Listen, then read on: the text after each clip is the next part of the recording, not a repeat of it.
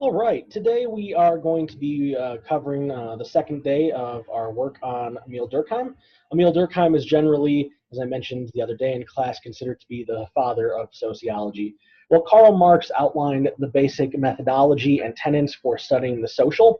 He didn't necessarily define it. He thought about things as social relations, as existing out there in terms of the sheer quantity of interactions that existed, but his method was more focused on the philosophically inclined dialectic, as we talked about his inversion of Hegel's method, and he sort of took the social as this new thing that emerged in modernity, but his object was not to study it and sort of fetishize it, to use Marx's language, into a thing.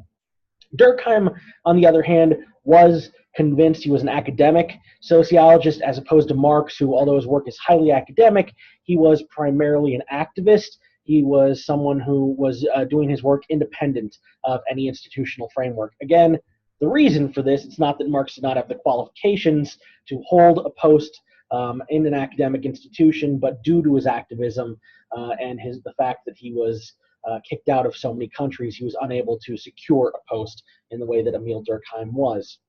Now, probably the biggest distinction between Durkheim and Marx is that Durkheim is French, whereas Marx was of the Prussian or Germanic origin and tradition. And so, that being the case, Durkheim had different spheres of influence, different scenarios, sort of social milieu in which he had to approach his work, create the concepts for his work, and he had a different goal in mind. His primary goal being to establish sociology as a profession, as a legitimate scientific enterprise in the university. Durkheim's background in his professorship is actually in education.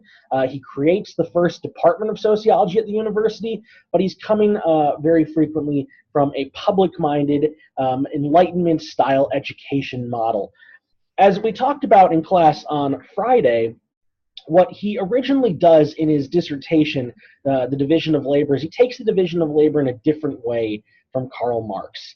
Rather than looking at what this does for capitalism, he takes it in the opposite direction, and he looks at what this does for the individual, deducing, in fact, by looking at this division of labor, that it creates the modern individual, or individuality as such. There is no individual in this sense prior to modernity, because of this very particular way in which people come to be differentiated in modern societies. Now, that sociology is a study of modern society, as I explicitly stated in our first class, becomes a really important feature when we start to look at Durkheim's work. If all individuals are predominantly the same in pre-modern times, then it doesn't necessarily make sense for you to have a separate discipline. The individual and the structure of individuals are essentially the same. There is no real distinction. Once you start to have differentiation among individuals, and individuality as such develops. Remember, this is not personality, but individuality, particular characteristics of who we are, why we are the way we are. We've read different books, we've been exposed to different things, we have different worldviews, etc., etc. Once you have all of these living in a community together, either in a city, in a state, or in an international arena, you start to have something that arises out of these individuals. There is some manner in which they function at a communal and social level that does not exist prior to this. That is, people who are differentiated actually make up some new level of being, some new concept. Durkheim wants to have sociology to have an object of its own. If the object is the individual, then sociology is not needed. We already have psychology for this. If the object is simply the city or the state, well, we have geography for that. It's not just the aggregate. It's not just mathematics. It isn't just telling stories. It's a separate distinction from both the humanities and the previous social sciences that existed before. Now, one of the damaging aspects is that because Karl Marx's work is not taken on by the sort of institutional economics departments of the time, then this level of the social that is included in Marx, that is this human element, this way of looking at the world not just in terms of profit motive, not taking on the capitalist worldview as normal and natural, but in challenging that, in trying to see this overarching way of how this impacts the majority of people in society. By not sort of taking that on, we see this division between economics and sociology that unfortunately has occurred. Now, this isn't to say that sociology is economics or that economics is sociology. Rather, economics tends to take a very strict perspective on their concept of the economy, and they tend to sort of distance themselves from thinking socially. So sociology emerges out of this concept of political economy, and it goes in different ways. Marx is probably the closest to the economists. Durkheim himself is a little bit less close to them, although, as mentioned before, his dissertation arrives out of that same basic economic principle of modernity, the division of labor. So Durkheim wants to get us to the social, to make the social an object of sociological inquiries. Now, this is somewhat difficult. What we say about the social is something similar to what Marx would say about the commodity. No matter how you look at a commodity, let's take this water bottle, for instance. No matter how I study this water bottle, no matter how many ways I look at it, peer at it, put it under a microscope, a telescope, flash lights on it, see how it reflects, none of these, I'm never going to see a molecule of value. This is using that Marx language of this. In the same way as the social, no matter what I study, no matter what I look at, no matter what events I read, no matter what histories I look at, no matter what I see empirically, it is impossible to find a molecule of the social. How we would frame this in Marx's words, and this influences, if not directly, then indirectly, the way that Durkheim is conceiving of the social. The social is an objectively real immaterial substance.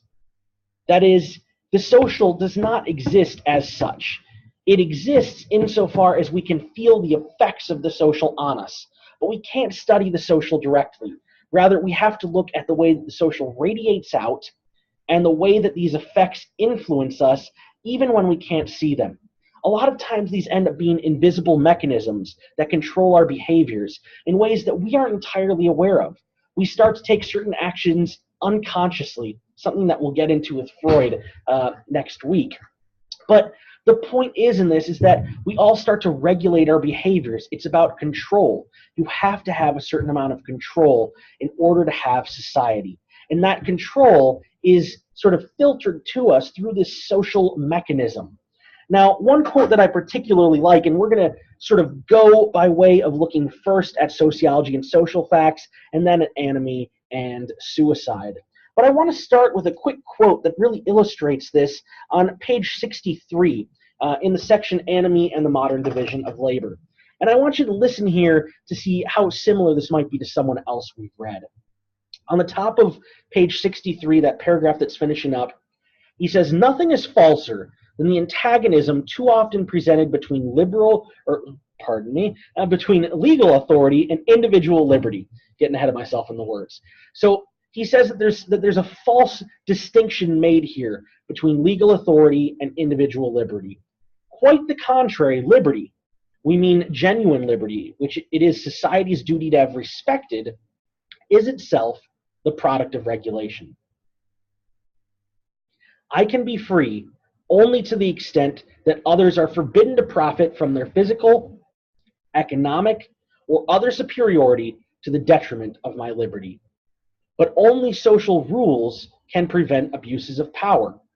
It is now known what complicated regulation is needed to assure individuals the economic independence without which their liberty is only nominal.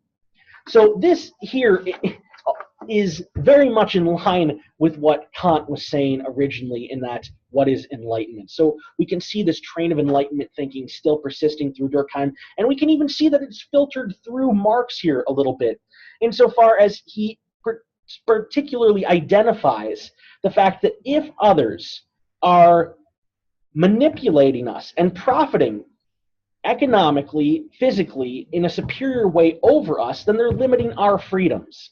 This can only be prevented by having some way, some function, some institution in which we can prevent this from happening.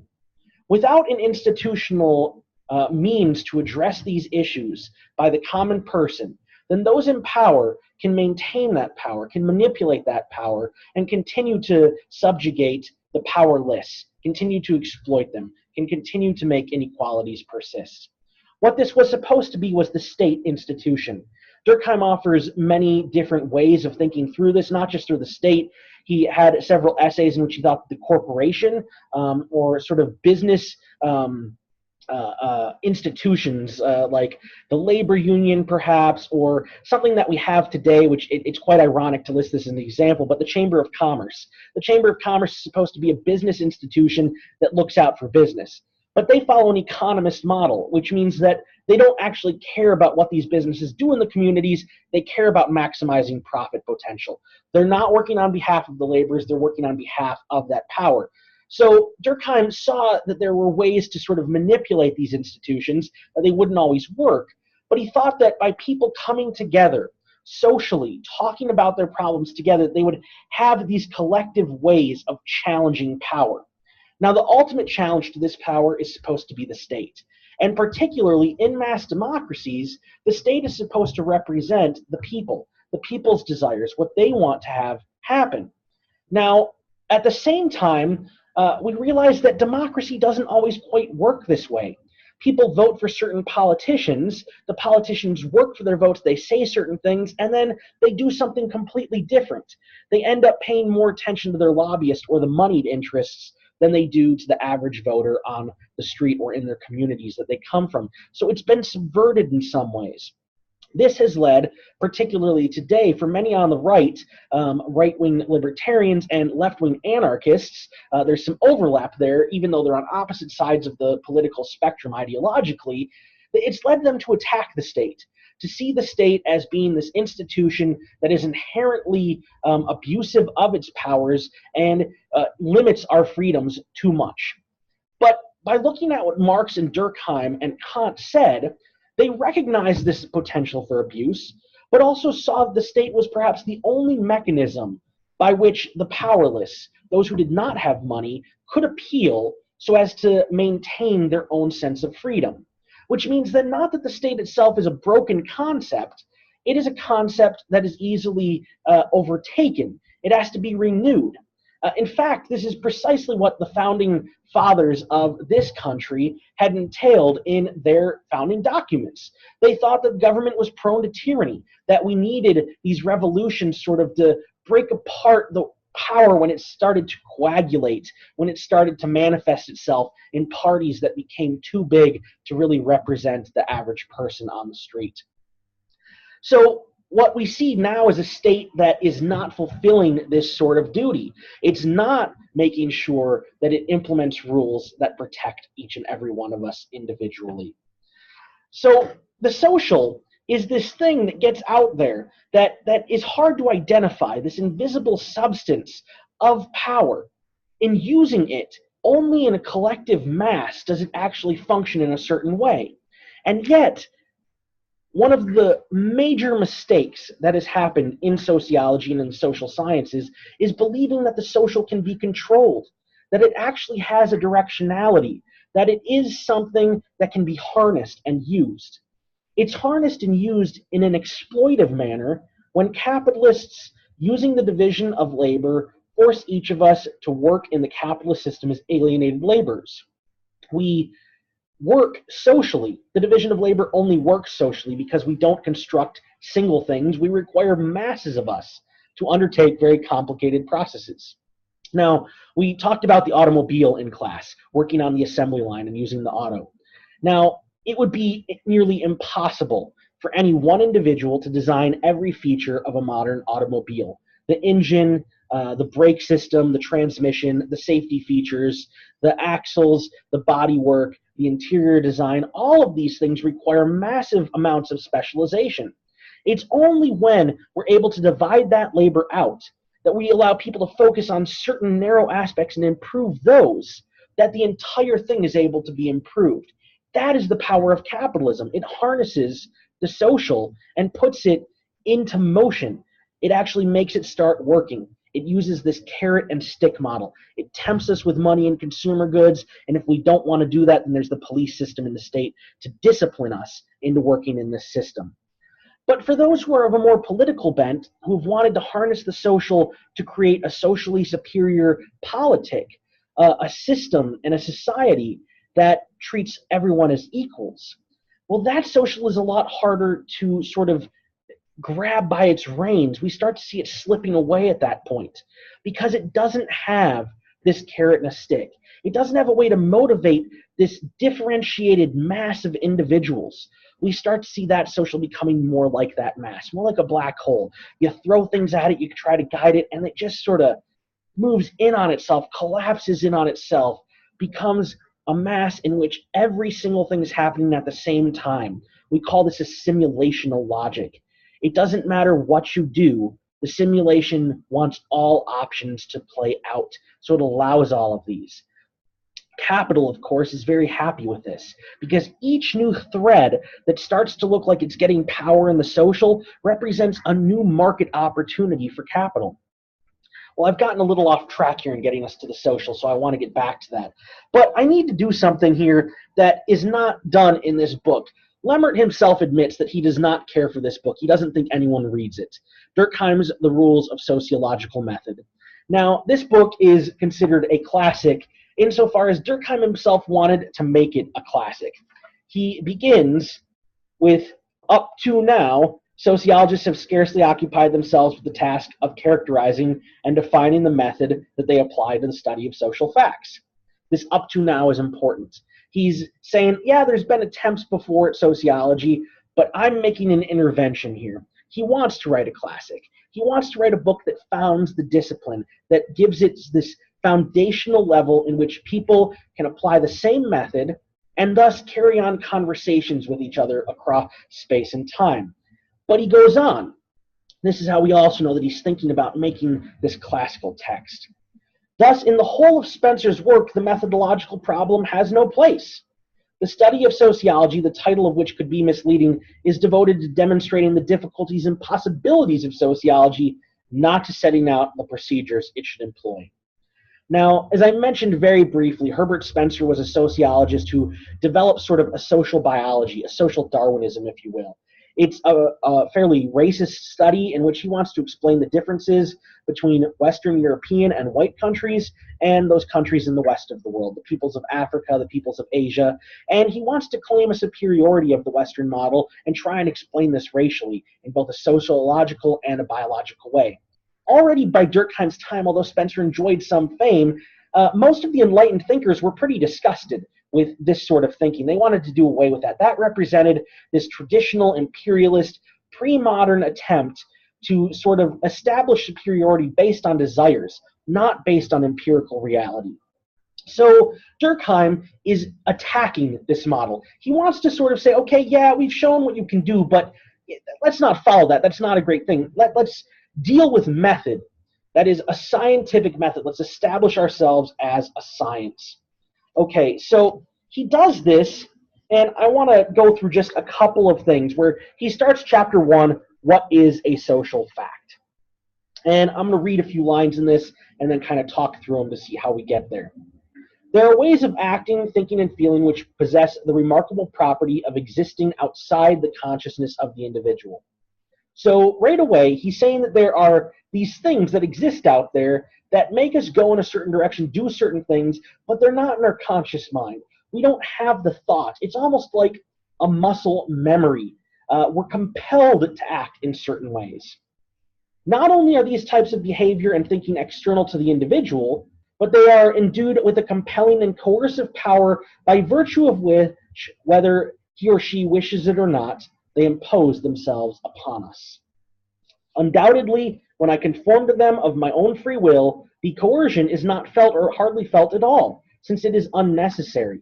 That is, we've sort of taken these things to be so true that we act in this certain way without even thinking about it. It's simply programmed the way that we act and behave. Here, then, is a category of facts, which present very special characteristics. They consist of manners of acting, thinking, and feeling external to the individual. which are invested with a coercive power by virtue of which they exercise control over us. Yet since it is indisputable today that most of our ideas and tendencies are not developed by ourselves, but come to us from outside, they can only penetrate us by imposing themselves on us. This is all that our definition implies. Essentially, what he's getting at is this fact that we don't create knowledge anew every single time a new human is born. New people are born, and they assume the knowledge that has been passed down through generations. Perhaps the most impressive of these is language. We don't invent language anew every single time. We learn the linguistic system of our ancestors, our mother and father, or the people in our community, at our school. They teach us the symbolic means of exchanging language, and it allows us to sort of use all this knowledge that previously our species did not possess to advance. Once we learn the tools of language, we can decipher the books, the accumulated knowledge that we've stored up in our collective archive. No social fact can exist except where there is a well-defined social organization. That is, without an institutional framework, without a societal structure that has social organizations, these facts are meaningless. They wouldn't be passed down, they wouldn't be transmitted from us across generations. They exist only insofar as we ourselves have been able to share these and send them out, and that we live in a system that values the distribution of these facts, these norms. There are other facts which do not present themselves in this already crystallized form, but which possess the same objectivity and ascendancy over the individual. These are what are called social currents. These are things that sort of, they're not as solid. They come through, they pass through us sometimes temporally. They regulate behavior for a certain amount of time. We might call these fads.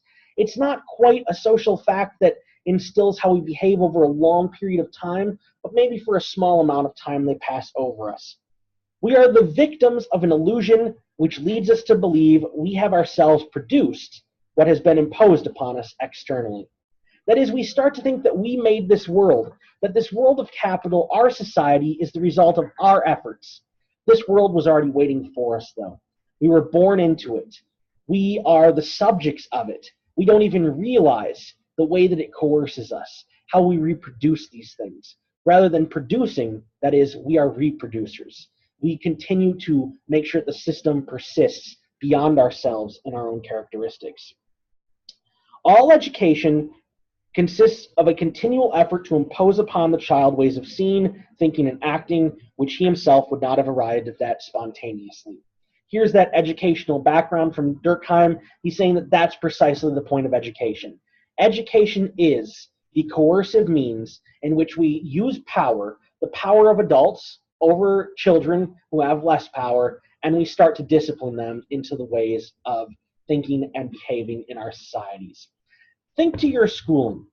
Schooling, according to Michel Foucault, who was a philosopher of history, who unfortunately I wasn't able to include, although there are a couple of readings of his in our textbook that I encourage you to read on your own if you're interested.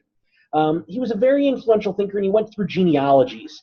What he did is he traced out the history of certain things to show how they developed. One of these was education.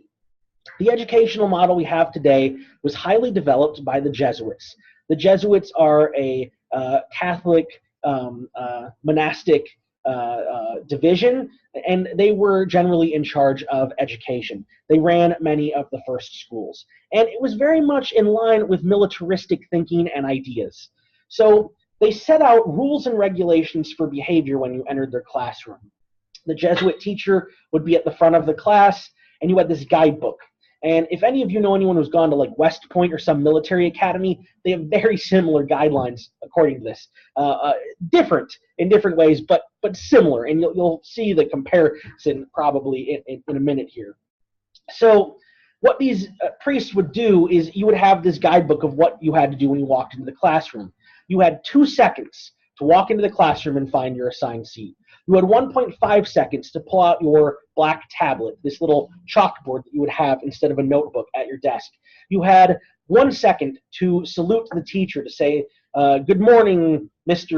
or Father so-and-so or Sister so-and-so. You had so many seconds to write your name on the chalkboard and to hold it up on your little tablet. And every little part of behavior was this clock time was disciplined into and ingrained in to the children until they would get to the point where they would walk in and do this as second nature. At first, they would use, rulers. They'd smack the hands of the students that weren't doing it. They would use corporal punishment to discipline them in acting in a particular way. Education today works like this quite a lot. We use 12 years of our K through 12 education to discipline out the individuality of children who do not want to listen to authority, who are expressing themselves. We train them to sit there in the chair quietly. Now, we're not in the classroom today, but if we were in the classroom today, one of the things that you're trained to do in the classroom is to not talk. You're trained to sit there and listen until the teacher opens up the opportunity for you to talk. This is not a normal thing. This is not the normal way of behaving. Most people have to be trained in order to start thinking this way. And the reason why this training aligns with Western society is that it's what's required when you enter the capitalist system. We have supervisors, managers, bosses of all different kinds telling you what to do. And the first thing is, you're not supposed to say, I don't want to do that, or challenge this. You get told what to do and you go do it. And if you don't want to do it, you can find another job. This is sort of the thing. We don't let children do this. You don't want to listen to your teacher? Tough shit. Listen to your teacher. You're going to get disciplined time and time again. Might be now we have this a weird thing where you have like suspensions and stuff. But when I was a kid, most of my friends, when they got suspended from school, loved it because it was like, oh, I don't have to go to school now. It wasn't that big of a deal. It was a big deal for their parents because this is like a form of free child care. But for them, they were like, sweet, I don't have to go to school. We don't do as many of those. Now they invented the in-school suspension, where you're suspended, but you just have to sit at school quietly all day. A little bit more of a disciplinary measure than the typical suspension used to be. But these educational means are to get people to be thinking and acting in a very particular way. Now, I'll use the example of like how this is similar to a military school, and I'm not sure if you're familiar with this or not, but I had several friends whose parents went to military academies. And my friend used to do this thing with his dad. He had this little book, and it was a booklet of rules and regulations that he was required to memorize at West Point. And he would ask him questions out of it, and his dad would just like snap to and just like start reciting exactly what it was. One of the things was like, what is the definition of leather? Leather. And his dad had to repeat this. Whenever someone above him asked him at the school to repeat this, he had to stand there and say it word for word. And if he didn't, he had to do some task, be it push-ups or cleaning or whatever. He had to make sure that he memorized these things and acted in this way. This is how we get these social norms instilled in us. It's through an educational model. It's one of the reasons why, for so many who have not gone through the formal educational process, this is a frequent thing. If you look at some of the sociological research on children who've been homeschooled, for instance, it's very frequent for homeschoolers to talk about having massive amounts of social anxiety when they first get into social situations because they're not sure of the cues. They haven't learned in their more limited social setting the sort of norms of behaviors that go along with peers their own age. So this is one of the key ways that we start to train people as to what the archetype of an individual in modern society is supposed to be, in spite of the differentiation that they have as individuals. We call these ways of behaving social facts, according to Durkheim. What constitutes social facts are the beliefs, tendencies, and the practices of the group taken collectively. But at the same time, these aren't just collectively given to us. That is, we never rationally got together and sat down and decided, this is what we want modern society to look like. It doesn't happen this way. Rather, it happened that certain people in positions of power started to change our social norms, started to put new things in place, ways of acting and behaving that they wanted to have happen. And slowly, over time, hundreds of years in many cases, this has just come to be normal, without us ever rationally asking if this was good for us, if this was good for our planet, if this was good for our communities, good for the next generation, if it was good for our own lives. We've just come to believe it's the way it should be. So Durkheim is a little bit wrong here in not highlighting in the Marxist way that critical aspect of realizing how power functions. Now, he does do this in other places, but in this, he's trying to create sort of this scientifically methodological way, and he wants this to be a rule that is applicable in developing his idea of a social fact. Okay, a few more here, and we're almost getting there. He's trying to develop an exact field of sociology, as we said, that embraces one single well-defined group of phenomena. A social fact is identifiable through the power of external coercion, which it exerts or is capable of exerting upon individuals. That is, if this coerces us to act in a certain way, whether we know it or not, and if we see other people acting in this particular way. Let's think of a social fact, and this is kind of a strange one, but this has to do with capitalist time. Why is it that so many of us generally go to bed around 10 p.m. to 2 a.m. and wake up between, let's say, like 6 a.m. and 10 a.m.? Why do we have these hours of what's considered bedtime and morning time? Well, this has to do with the capitalist system of wanting to have a synchronized temporal aspect of workers. But do all humans necessarily function the best at those times? Some prefer nighttime to daytime. Some prefer daytime to nighttime. Some are early risers. Some like to just be awake during the middle of the day. It changes by individual, and yet a social fact insists, because it coerces us in some ways, whether we want to or not, into believing that there is a specific time that we go to bed and a specific time that we should get up. And we tend to start to routinize these things. We often think it's us making the decision. But how many of us go to bed early, not because we necessarily want to or we're tired, but we go to bed early because we have to get up early to go to work, to fulfill some task of modern society? And the true sort of real way to highlight this and understand this, how many of us have to take pills to make us go to sleep? Or we drink alcohol, or smoke marijuana, or some other way to alter our consciousness to create relaxation when we might not really be that tired? And in turn, when we wake up in the morning, what do? For most of us, the very first thing we do is we go and brew a pot of coffee. We turn to caffeine, to uppers, ways to sort of enhance our energy. Ask a college student about how many people they know who take Adderall or certain mood-enhancing drugs like this for ADHD as a way to keep themselves awake, to study harder when they need to sort of maintain a focus. These are artificial ways that we use because we're coerced by the system. Now, when you think about something like Adderall, a lot of people have different ways of thinking about this. Some people are totally opposed to it. Some people embrace it. But it's just like that capitalist system. If we want to succeed, if we want to get that top, we're almost compelled to. We might not want to do these things, but if everyone else is doing them, then are we at a competitive disadvantage? Think of like the Tour de France. Lance Armstrong won it 7 times, I believe, and all of these were vacated because it came out that he was doping. But it also turns out that like most of the other people were doping. Were getting blood transfusions to increase their red blood cell count and oxygen levels pumping through their blood. We're taking testosterone boosters, etc., etc. Now, when you have a playing field where half of the people are taking some form of substance to enhance themselves and you're not, you're put at a competitive disadvantage. This is just like those early capitalists who might have, or the early workers who might have resisted the capitalist model in the division of labor, wanted to maintain that guild system. And those master workers, those master craftsmen who did not want to give up their knowledge and the freedom and creativity of their craft, they had to. They couldn't compete otherwise. This is sort of a manipulative dark side of this process. Now, the social fact can also be defined by ascertaining how widespread it is within a group. It has to exist independently of the particular forms that it may assume in the process of spreading itself in the group. That is, one thing that makes a social fact is that it persists even as the group changes. It's not reducible to any one member of the group, and it wouldn't go away if many of the group members went away. It actually takes on a life of its own. Sociology, therefore, cannot dissociate itself from what concerns the substratum of collective life. That is, these invisible things, objectively real but immaterial forces that start to control our behavior.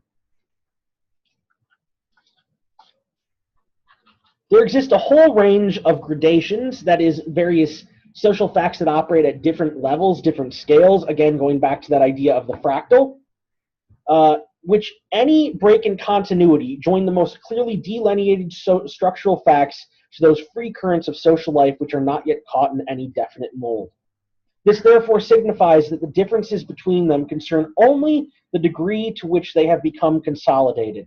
Both are forms of life at varying stages of crystallization. That is, we might have some of these social currents that sort of become passé and fads and go away, perhaps wearing a certain style of clothes or wearing a particular fashionable item or accessory, or perhaps facial hair, something of this nature. It might be a fad that comes and goes, or it might actually persist as a social fact and become regimented. It can exist at different levels of crystallization. That is, some people might feel more comfortable to challenge something at certain points in time in history, and at other points in time, people might be completely uncomfortable, think, how dare you challenge this sort of thing? I frequently think about the necktie. The necktie is such a strange sort of device. It's this thing that we put around our necks as men usually that can choke us. It's a hazard. And yet we think that this is a professional way to express ourselves, to match the business community, and yet it's a very strange sort of fashion accessory that doesn't really rationally serve any real purpose. And yet to challenge that becomes a news item. When Mark Zuckerberg, for instance, when he founds Facebook and he starts to become more well-known as the CEO, everyone is sort of scandalized by the fact that he's wearing a hoodie to board meetings and he's eschewing the tie and sort of tackling on or bringing in more of the youth culture into this environment. Now, it's not so big of a deal for American men to have facial hair again, to have beards, or to not wear ties in business environments. But this had to take a shift. It had to actually change in the conscience of the social mass. It would undoubtedly be advantageous to reserve the term morphological for those social facts which relate to the social substratum. That is, to deal with how they change, and to reserve it for those things that are underneath the social current. Those things that we have to get at, and we have to look at the depth. We can't just see them in surface phenomena. We can't just say, oh, person X, Y, and Z act this way. We need to know why they act this way. But only on a condition that one is aware that they are of the same nature as the others. What this means then is that we can't forget that all social facts are formed this way. There is nothing that is just a natural behavior at this point in our society that has not been in some ways socially transmitted and gone through these various stages of crystallization.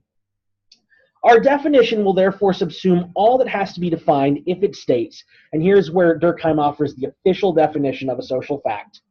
A social fact is any way of acting, whether fixed or not, capable of exerting over the individual an external constraint, or which is general over the whole of a given society whilst having an existence of its own, independent of its individual manifestations. He uses the term sui generis.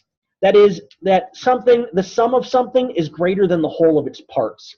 That's precisely what society and the social are. It's greater than all the individuals that comprise it. You can see parts of it in each one of those component parts. You can look at any individual and understand in some ways how the social is operating through them and how it coerces them, but you can't get the whole at it. You can remove the individual from it and it doesn't change the whole. Remember, think back to that sun metaphor I used earlier. You can remove atoms of hydrogen from the sun, and it doesn't change it from being a sun. But no matter how close you study each atom as itself, you're never going to see the sun. It becomes, by means of raising the quantity, something qualitatively different. That's precisely what the social is. And it is those social facts, that is, how that hydrogen atom works in the sun, is different because it is in a star. It's in there, and it has this pressure exerted on it. If we were to describe a hydrogen atom on its own, we would never deduce the way the hydrogen atom functions inside of a star when it's reached that mass. Precisely the same way with individuals. No matter how carefully we study an individual, we can't get an individual which is part of a social without understanding how that individual functions in a society, in this social framework. Okay, Durkheim then takes this and he conducts his first major empirical study, which is called suicide. Now, this is somewhat fascinating on Durkheim's part because Durkheim already establishes that individuals are a byproduct of modernity. They do not exist prior to modernity and this division of labor. The individual comes into existence.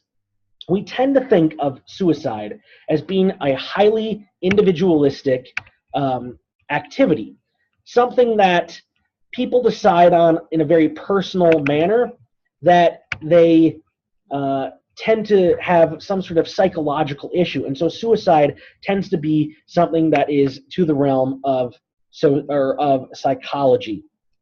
However, sorry, I'm looking for something real quick. I apologize. Okay, just making sure I've got that ready to go there.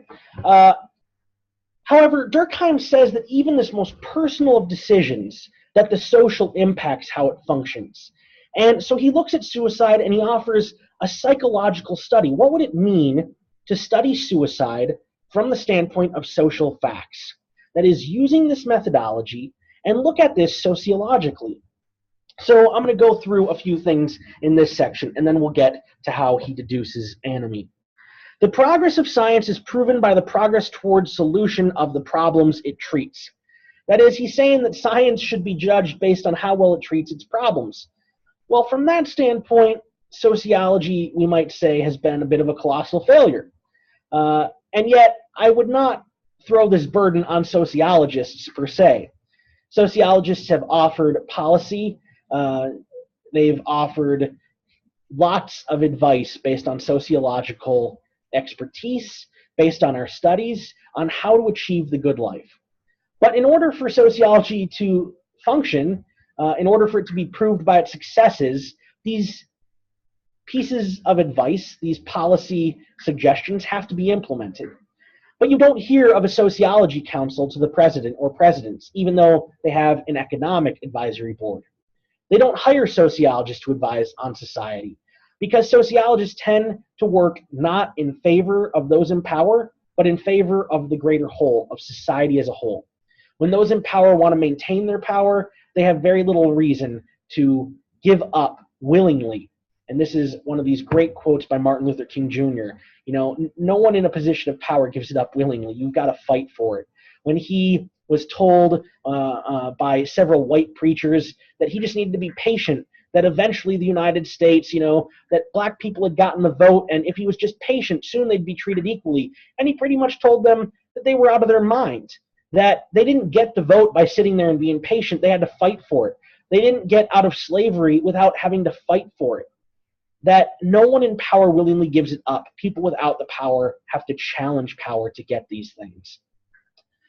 So sociology has been a bit of a failure because it's not been able to resonate with those in power well enough.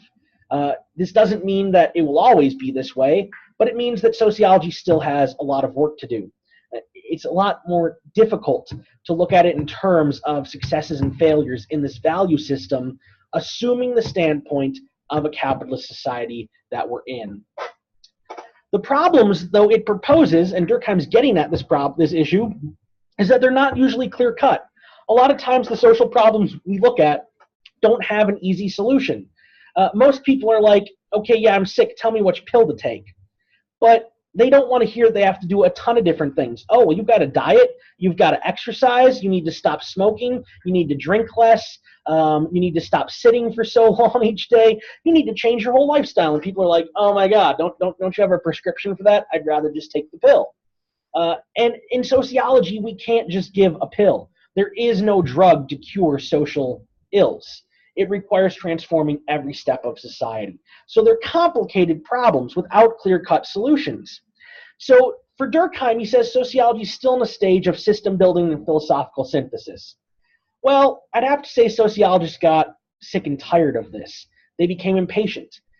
Today, I would say that most sociologists simply ignore these questions that to Durkheim were foundational. They assume that sociology does something it doesn't. They assume that simply by publishing and writing articles that are read by other sociologists that they've done their duty. But this itself, if all we're doing is having a conversation between academics, is hardly solving the problems that sociology has set itself the task of solving. which means then, of course, that sociology still needs to be building philosophical systems in order to understand how and why our work applies to the world, how and why people want a certain lifestyle, and what the good life looks like, and why we're prevented from getting there. All that is accomplished, and again, this goes back to the point I just made, is the occasional citation of some favorable examples illustrative of the hypothesis considered. But he says illustration is not a proof. We need more than this. We actually have to be able to come up with some concrete issues, some concrete things that then are taken seriously. Durkheim himself, much like Weber, or much like we'll discover with Weber and much like Marx, did get involved in politics. They were involved in trying to help shape their society. They wanted a practical application.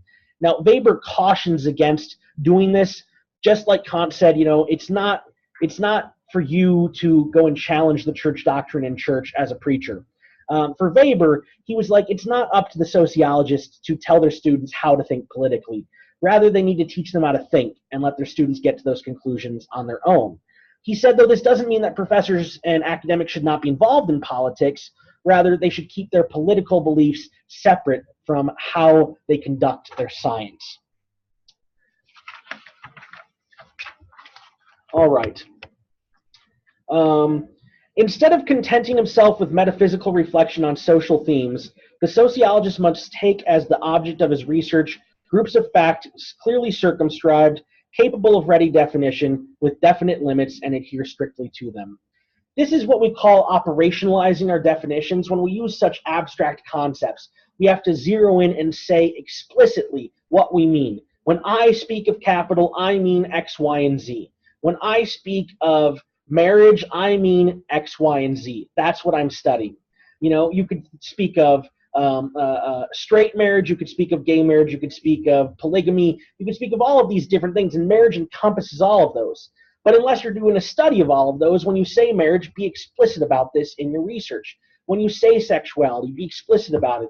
When you speak of religion, be explicit about how you're defining religion.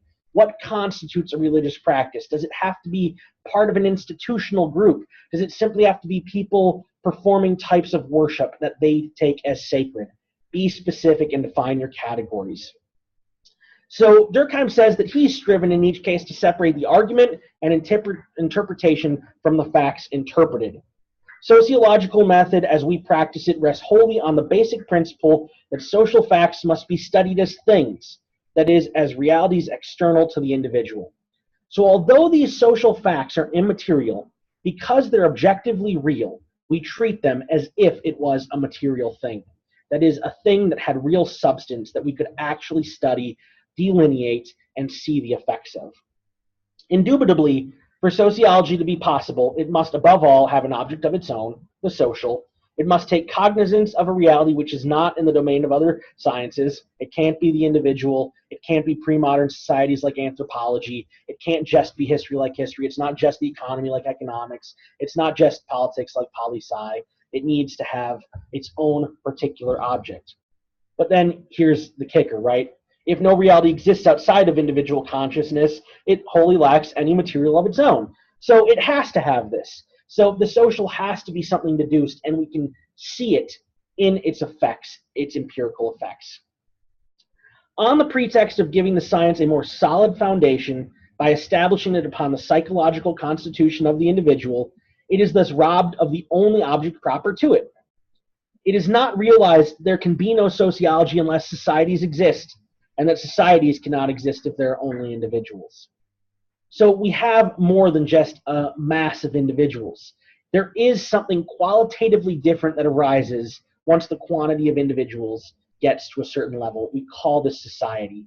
And the effects of society we call the social. He uses this to uncover what it is that is happening in societies that cause suicide to persist. Now, he goes through several different kinds of suicide. We get to these at the end of this, but I want to throw up a PowerPoint real quick just to go through what it is, his 4 different types of suicide, and then I'll answer that question as to what anomie is. I'm not going to go through this as line by line as I have on the social fact, but I wanted us to get at Durkheim's method because Durkheim is primarily a sociological theorist. That is, his first and foremost goal as a theorist is to establish a formal way for sociology to exist as a science. Okay, I'm going to share my screen here real quick, and I want to go through the 4 types of suicide that Durkheim develops. Let's see. Here we go. Okay, so we have here Durkheim's 4 social typologies of suicide. The first one he develops is anemic suicide, and he's setting us up for what anomie is. Now, remember, he tells us that there's, on the one hand, there can't be freedom unless we have this regulatory mechanism that allows us to prevent others from impinging on our freedoms. This regulatory mechanism is generally the state. If we don't have enough regulation from the state, that is, if it does not succeed in giving us a foundation in which to live our lives under the dictates of the social system in which we live, then we start to experience what he calls this breakdown, or anomie, an anemic sort of life. So let's think of this.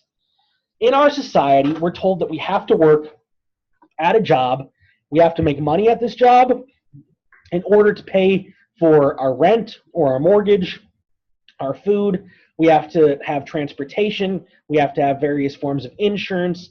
There are all of these dictates that we need in order to live in modern society.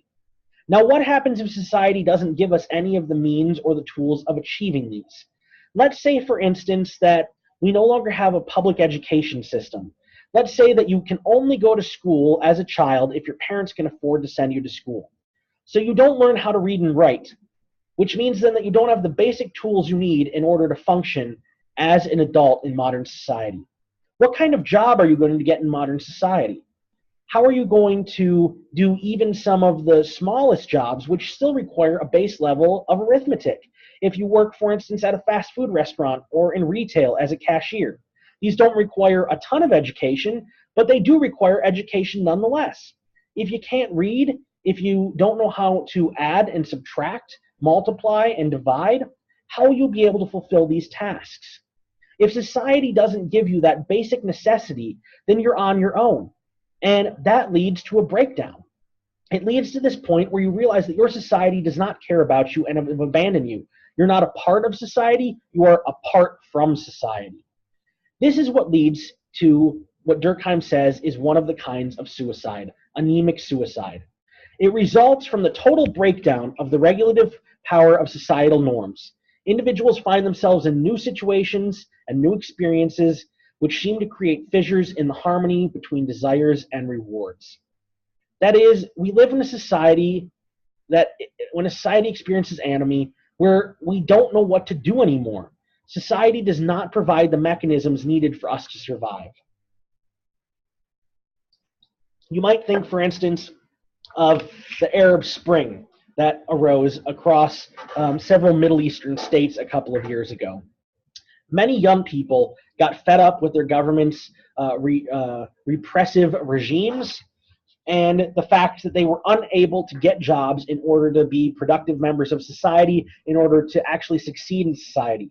In our own country, many people have finished college and then, unlike our parents and grandparents, who, if they went this route, were able to buy a house shortly after, get a well-paying job, many people in their 20s and 30s have had to move back home and live with their parents because they're unable to even afford rent. It's very common to walk into a Starbucks, for instance, and nearly every single employee to have a college degree. I worked at a restaurant in Portland, Oregon, where not a single person on the wait staff had less than a master's degree. We were all masters and PhDs at this restaurant. I wasn't myself. I was much younger at the time, but I was working in the kitchen at the time. So it was a different sort of scenario. But our staff was highly educated to wait tables because when they finished schooling, the jobs were simply not available. They weren't there. They were lucky, though, insofar as they were able to get those jobs. But because they took those jobs, because they were educated, that meant that those who had less education were not even able to get a job at a Starbucks or a restaurant. It made someone with only a high school degree or a diploma or less even less competitive for those positions. This has led to suicide in many societies, when the society simply does not care. Think about what happens if you fall between the cracks in our society. If you can't afford food, if you can't afford rent, if you end up on the streets. And let's think about a city like Denver. In Denver, there are 18,000 homeless, and the food kitchens have enough food to feed about 4,000 of those, or at least this was the case a few years ago. If you did not beg, borrow, steal, whatever, to get enough food, you would go hungry. The society provided no structure for those people. What choice did they have anymore? This leads many to be incredibly depressed, which can lead to suicide, but it's because of a social system that has gone wrong.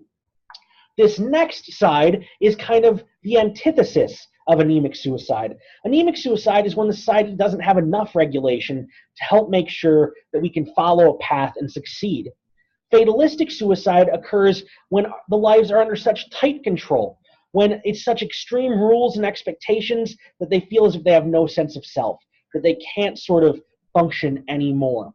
This occurs in highly intense environments. We might think of a prisoner whose every aspect of a prisoner's life is controlled. And when a prisoner commits suicide, it's generally what we would term fatalistic suicide. The societal structure has controlled so much of their existence that they see no reason, no way to express themselves as them in that society anymore. And so as a result, they commit suicide. The next two kinds, and then I'll go back to those examples. The next two forms are egoistic suicide and altruistic suicide. Egoistic suicide occurs when the degree of social integration is low. When a person commits this type of suicide, it's because they're not well supported in a social group. They feel like they're an outsider or a loner, and the only people they have in this world are themselves. They often feel isolated and helpless during times in their lives when they are under stress.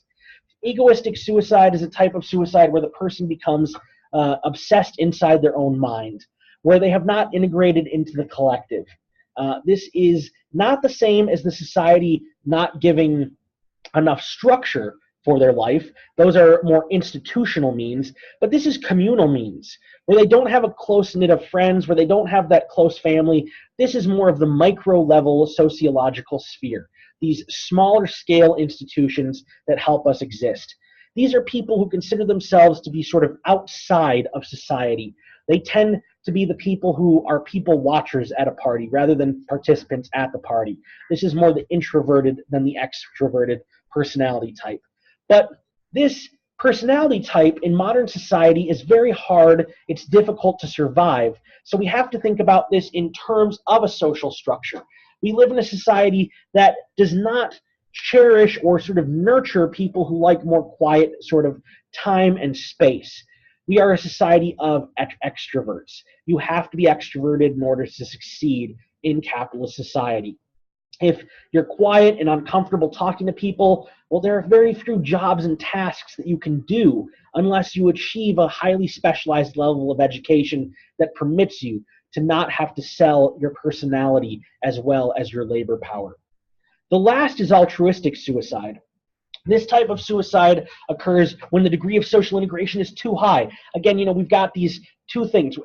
With anemic and fatalistic suicide, it is how much society regulates you versus doesn't regulate you. And egoistic and altruistic suicide is about integration being too high or too low. When a person commits altruistic suicide, they're greatly involved in a group. All they care about are the group's norms and goals, and they completely neglect their own needs and goals.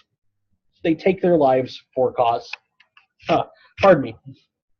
Okay, so let's go through some examples real quick of this.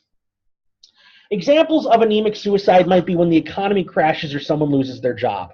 They go through this massive shift all of a sudden between having money, being able to pay their bills, and not being able to pay them. They experience a change in social class. In fact, it's very damaging frequently for people to become too rich too quickly. An example of this is someone who wins the lottery, and then they start to realize that people treat them differently and that they see them more as a potential stream of money than as an individual and a person. I have a pretty sad story about this from where I lived in Colorado for a while. There was this house that was built. It was a gorgeous house. It had a waterfall flowing down the center of it.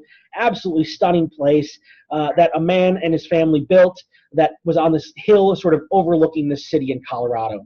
He owned a paper company. He was not poor by any means, but he wasn't very wealthy. You know, it was a moderately successful business. And he won the lottery, won several $1,000,000 in the lottery. Started to build this house. He then surprisingly won the lottery again, several $1,000,000 yet again, and he killed himself shortly after this. In part, much of the reasons were because he no longer felt like his family cared about him as a person. He wasn't treated the same way. He all of a sudden saw how contingent this was on certain behaviors. It caused anomie because the societal structure did not provide enough for him to know how to operate anymore. He saw a shift and a change. This frequently happens when people lose a lot of money too. They simply don't know how to live anymore, and that the society no longer takes care of them. They might be used to having everyone doing everything, loving them, not realizing that it is because of their money. Then their money goes away and the people disappear. That societal structure that sort of reinforces and helps them disappears.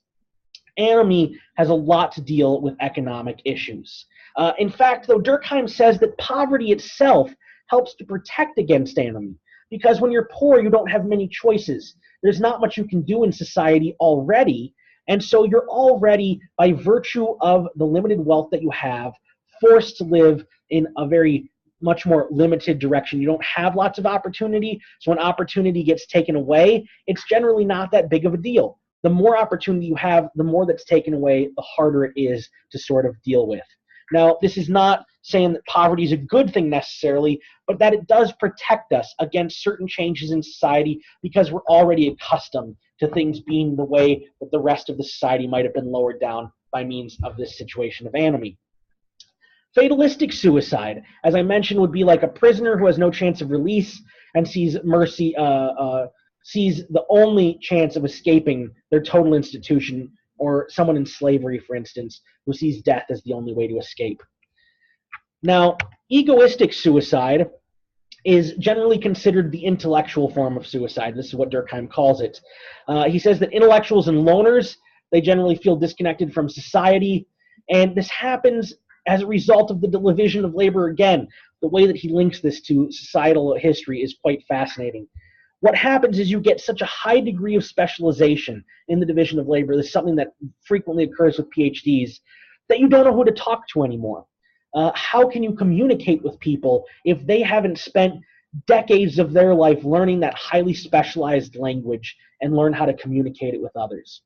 This is one of these things about social theory. I love social theory, but I've also been involved in public speaking since I was a child, and I've worked at learning how to communicate some of these things. I hope I'm doing a good enough job for you all in this course, and hopefully I will continue to improve at this. But it is true that even for myself, communicating some of these becomes quite challenging because I didn't get them the first couple of times. It took me reading certain books 5, 6 times to really understand what this meant, which I would try to talk about them with someone else who'd maybe glanced at it, read it once, and I couldn't communicate with them. It felt too difficult. I was so specialized that I couldn't talk to people at that level. Now, on the other hand, I see this as a challenge. Some people, perhaps because my topic is social in nature, it's easier for me than it might be for an engineer who is highly technical and knows how to design intricate circuit boards to be able to have that conversation with someone who has no knowledge of this. At least in my domain of sociology, I'm speaking about your lives. You can tend to associate it with things you know much easier than you could probably someone in a different specialization. But this can be really isolating, and it can lead to more isolation. an avoidance of social affairs. Social awkwardness tends to increase at this. It tends to affect bookish people more often, those who simply, they don't know how to integrate themselves into a community to sort of feel as equals with each others. Mass shooters and artists who feel misunderstood are also frequently listed as these examples. The last is altruistic suicide. This would be a soldier who jumps on a grenade to save their brothers and sisters in arms, or a suicide bomber who believes that through their death they will bring better social conditions to their people. This is someone who's willing to kill themselves so that their society, so that they believe that their society will be better off. Now, these are two kind of various sides. We don't usually like to think that a soldier who sacrifices themselves to save their comrades is the same as a suicide bomber. We have a lot of ideological beliefs about this. But from a social perspective, the motivational cause might be the same, out of this desire to protect what they think is important, even if it's not quite understood in the proper sort of way. Now, altruistic suicide, some of you might have read a book. There was a popular novel, I believe, and I'm forgetting the name of it at the moment. If it pops in my head, I'll say it. But a popular novel that came out several years ago that talked about culling. Culling would be like where you would take the slowest creatures in a herd or the sickest, and you sort of kill those to improve the health of the herd. Well, in Africa, this was a common practice where when food shortages would occur, a lot of times the elders in the tribe would go out into the wilderness on their own and die so as to not eat the food and allow the food to go towards those younger generations. This would be a form also of altruistic suicide. This, because of the social situation, because we have such a deep love of those around us that we might be willing to take our own lives. So these examples of suicide are what develop Durkheim's larger theory of anomie. Now, if Karl Marx's central thesis is alienation, Durkheim's is anomie. You all need to understand what he means by anomie very clearly. He characterized the modern individual as insufficiently integrated into society. Because of these weakening bonds, social regulations break down, and the controlling influence of society on the desires and interests of the individual are rendered ineffective. Individuals are left to their own devices. Our purely individual side seeks satisfaction of all wants and desires. It knows no boundaries. This side of human beings quickly leads to a condition that Durkheim labels as anomie. It is this anomic state that is the cause, as we shall show, of the incessantly recurrent conflicts and the multifarious disorders of which the economic world exhibits so sad a spectacle.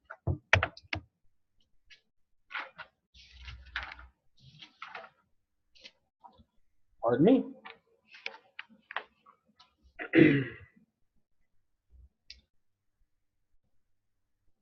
I want to go through a couple of lines in this Anomie in the Modern Division of Labor, just to sort of conclude today. Now, anomie, this tendency, sorry, let me stop sharing the screen real quick. Okay, back to this for the last couple of minutes. Anomie is a condition that arises when we have this breakdown in society. When society starts to meet the needs of only one group rather than looking at the needs of the whole. I've talked about this need to think the totality in society. This is sociological thinking this totality. When we think partially, only about certain components to the exclusion of others, if we only think about race, if we only think about gender, if we only think about class, if we only think about religion, if we only think about the environment, if we only think about, and the list goes on and on and on and on. And sociology is a field of subdisciplines. This is how we teach it. But social theory is the unifying core. It's the one that does not and cannot afford to forget the totality. If we forget the totality, it leads to anomie. We cannot live in a society that ignores certain segments of that society and tries to elevate others at the cost of those on the bottom.